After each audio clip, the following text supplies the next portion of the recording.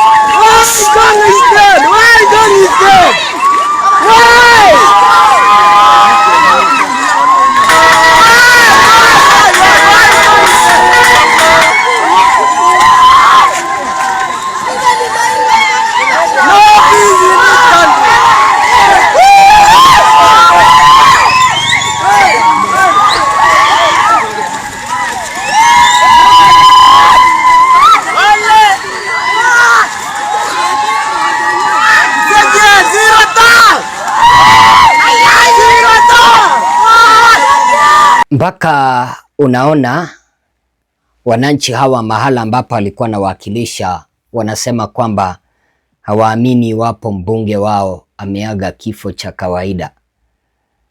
Hata aliyekuwa naibu rais Rigathi Gachagua naye ameweza kuitisha uchunguzi wa haraka kwa kile ambacho anasema kwamba mambo si mazuri hapa. Tumepata habari ya kwamba mjumbe wa Emukil pale Kipsigis Johana Ngeno ameaga dunia kwa ajali ya helikopta. Sisi tunataka kuuliza uchunguzi kamili, kwa sababu tunajua huyo kiongozi amekuwa na pingamizi kali pale kwa Kipsigis, kwa sababu amekuwa kingpin ya wa Kipsigis.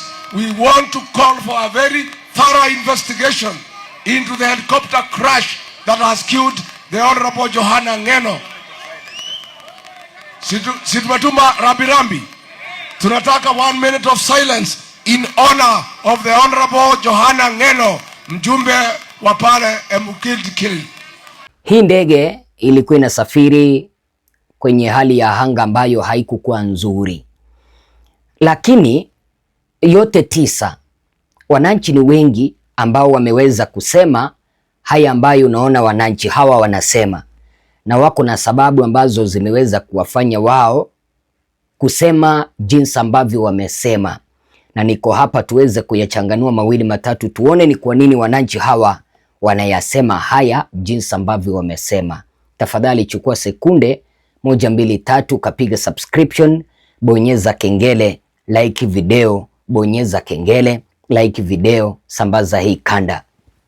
Sababu namba 1 ni kwa sababu bwana Ngong, huyu Johana Ngeno alikuwa mstari wa mbele kutetea wananchi ambao walikuwa nawakilisha upande wa Emurua Dikir. Kivipi?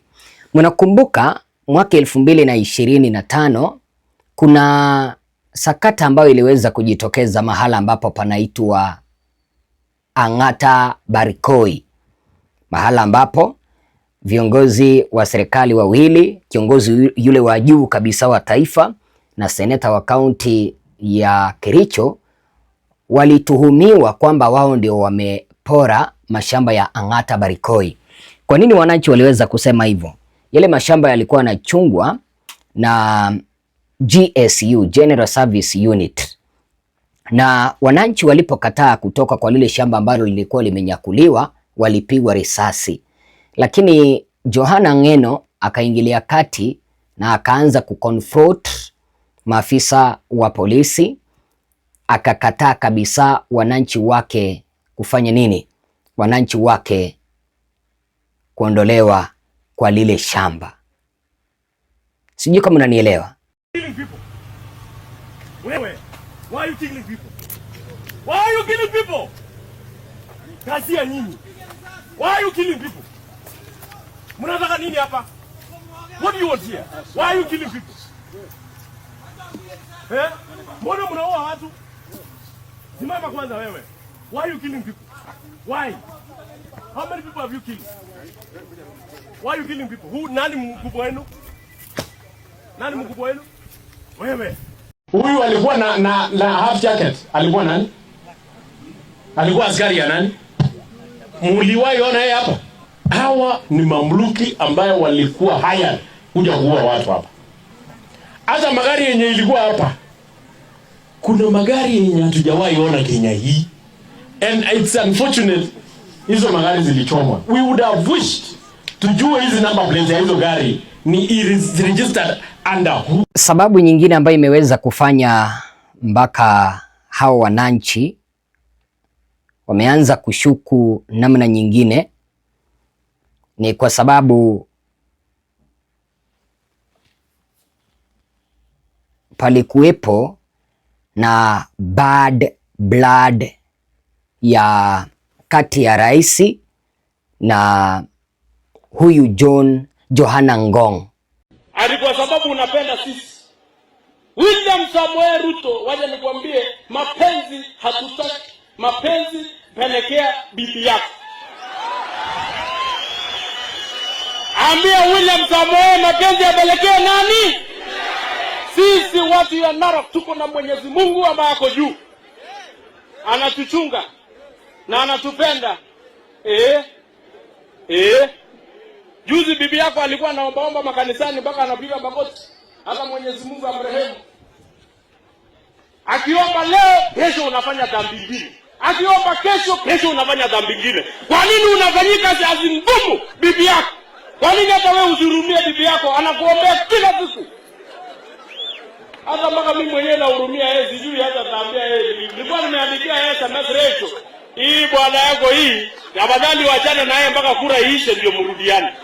Hii atakupeleka motoni. Sasa uhusiano huu ambao nimekuambia kwamba kati ya rais na Ngong ambao haukukuwa mzuri, ambao kwa lugha ya Kimombo wanaita bad blood, umeweza kujionyesha wazi kwa mbunge wa Kajiado North ambaye anaitwa Honorable Ngogoyo Onesmus, ambaye ameweza kuchapisha chapisho fulani kwenye mitandao ya kijamii ambalo limeonyesha wazi kuna mambo ambayo hayakutendeka hapa vizuri. Naomba uweze kuangalia hapo.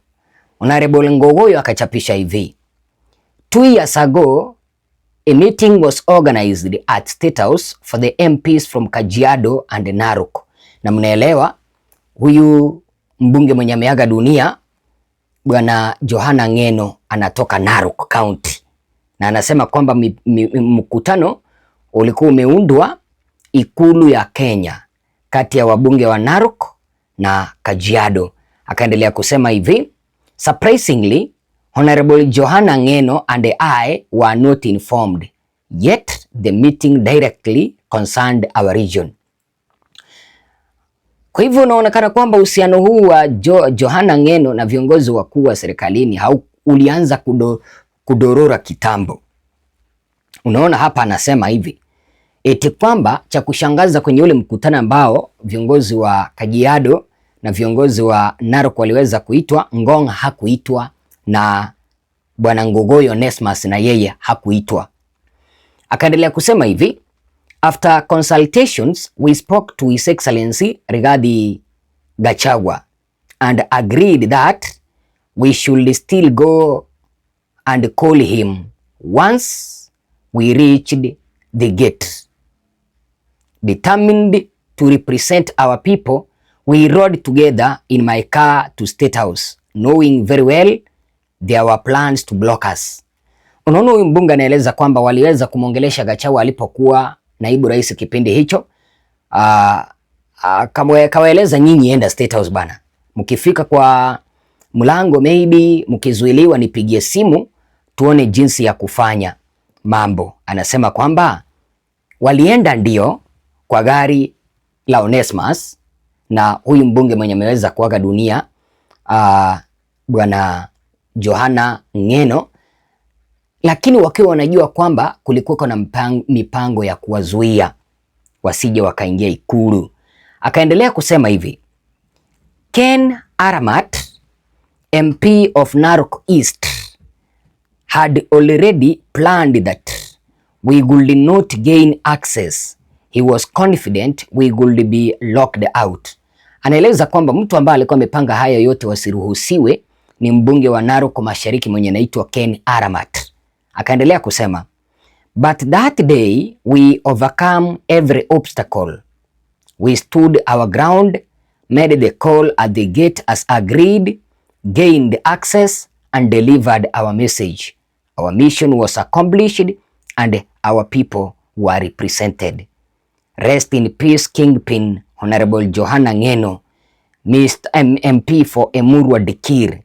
Your courage, boldness and loyalty to the people will never be forgotten. And to Ken Aramat, you can now go to State House as much as you want.